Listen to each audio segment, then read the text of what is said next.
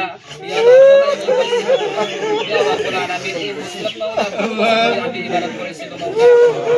ya Rabbul alamin এই মুসিবত আমি বহু বছর ধরে করেছিল maula ya Rabbul alamin এই মুসিবত দিন বুলি আমি ভাবিছো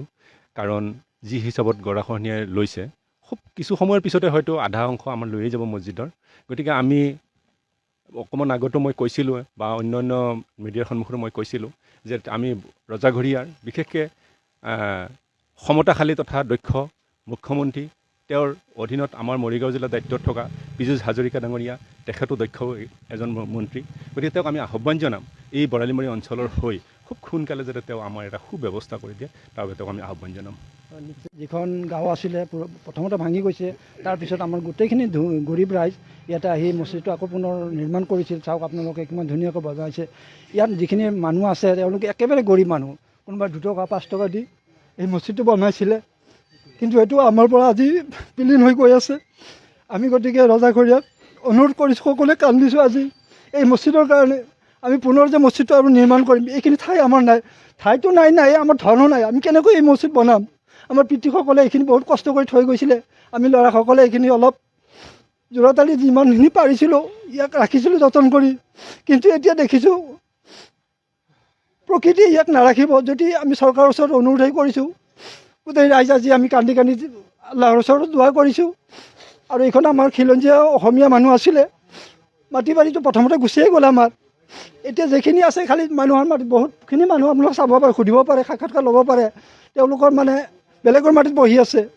ইয়াতো এইখিনিও যদি গুচি যায় এই মানুহখিনি ক'লৈ যাব মানে মানুহখিনি বিকল্প এটাই কিছুমানে কৈছে আমি নদীত যাহাতে মৰি যাম পিছত আমি হয়তো কিছু সংখ্যক মানুহে গৈ পেলাই তেওঁলোকক বুজাইছোঁ মানে এইটো নকৰিব আপোনালোকে এইটো কোনো পধ্যেই সম্ভৱ নহয় আপোনালোকে ধৈৰ্য ধৰক নিশ্চয় আমাৰ মন্ত্ৰী মহোদয় আছে আমাৰ চৰকাৰ দৃষ্টিগোচৰ কৰিছে নিশ্চয় আমাৰ এটা সুফল দেখুৱাব যদি আমাক অনতিপলমে যদি এটা সমস্যা সমাধান কৰি দিয়ে নিশ্চয় এই আমাৰ গৰীব ৰাইজখিনি এটা উপকৃত হ'ব এইখিনি চৰকাৰৰ ওচৰলৈ মোৰ বিনম্ৰ অনুৰোধ থাকিল ঠিক আছে আপোনালোকৰ চেনেলৰ জৰিয়তে আপোনালোকক ধন্যবাদ জনালোঁ আপোনালোকে যে এই বাতৰিটো প্ৰচাৰ কৰিবলৈ আহিছে এতিয়া আমি মাটি বহুতো বিচাৰিছোঁ বহুত ঠাইত বহিছোঁ আমি কিন্তু এতিয়ালৈকে আমি মাটিৰ কোনো হেৰি কৰিব পৰা নাই একঠা মাটি কিনিব গ'লে অলপ ভিতৰৰ ফালে যদি ল'ব যাওঁ একঠা মাটিৰ দাম আছে 3 লাখ বা 4 লাখ টকা লাগে আমাৰ ৰাইজে ক'ৰ পৰা দিবলৈ সমৰ্থ নাই গতিকে ভাবিছে আৰু তথাপিতো আমি হেৰি কৰিব লাগিব আল্লাহৰ উপাসনা কৰিব লাগিব যিকোনো এঠাইত গৈ পেলাই হ'লেও আমি এতিয়া যদি চাওক আমি চৰকাৰী মাটিত গৈ বনাওঁ তাতোতো আমাক চৰকাৰৰ ফালৰ পৰা উচ্ছেদৰ এটা হেৰি আহিব আমি চৰকাৰী মাটিতো যাব নোৱাৰোঁ আমাৰ মাটি বাৰীও নাই তেতিয়া আমাৰ গতি কি হ'ব সেয়ে চৰকাৰৰ ওচৰত আমি অনুৰোধ কৰিছোঁ মোৰ ফালৰ পৰা মই অনুৰোধ কৰিছোঁ ৰাইজৰ হৈ ময়ো চৰকাৰৰ ওচৰত একদম বিনম্ৰ অনুৰোধ কৰিছোঁ যাতে চৰকাৰে অতি সোনকালে আমাক যদি পাৰে যদি চৰকাৰী অনুষ্ঠানো আছে যদি আমাক মছজিদটো বনাবৰ কাৰণে অলপ অনুমতি দিয়ে তেতিয়াহ'লে আমি তাতে গৈ মছজিদটো বনাম এইখিনি আমাৰ চৰকাৰৰ ওচৰত অনুৰোধ থাকিল আমালোকৰ দোৱা তুমি কবুল আৰু মঞ্জুৰ ইয়া ৰাব্বুল আলামিন তুমি আমালোকক ক্ষমা কৰি দিয়া ইয়া ৰাব্বুল আলামিন তুমি ইয়াতে সন্তুষ্ট ৰাখা মাওলা ইয়া ৰাব্বুল আলামিন ইয়া নদীৰ ইয়া আল্লাহ গৰাখহনীয়াৰ পৰা তুমি আমালোকক কামনা মাওলা হিফাজতে ৰাখা ইয়া ৰাব্বুল আলামিন ইয়া আল্লাহ আমালোকৰ দোৱাৰ সব মাওলা ইয়া আল্লাহ তিলাওয়াতৰ সব মাওলা হুজুৰ সাল্লাল্লাহু আলাইহি আমালোকে আমালোকৰ গৰ্ব মাওলা এই গদব খালি আল্লাহ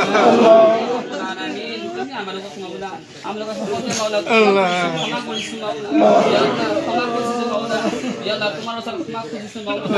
ইয়া ৰাব্বুল আলামিন তুমি আমালোকক সানা ওয়া ইন লাম তাগফির লানা ওয়া তারহামনা লানাকুনান্না মিনাল খাসিরিন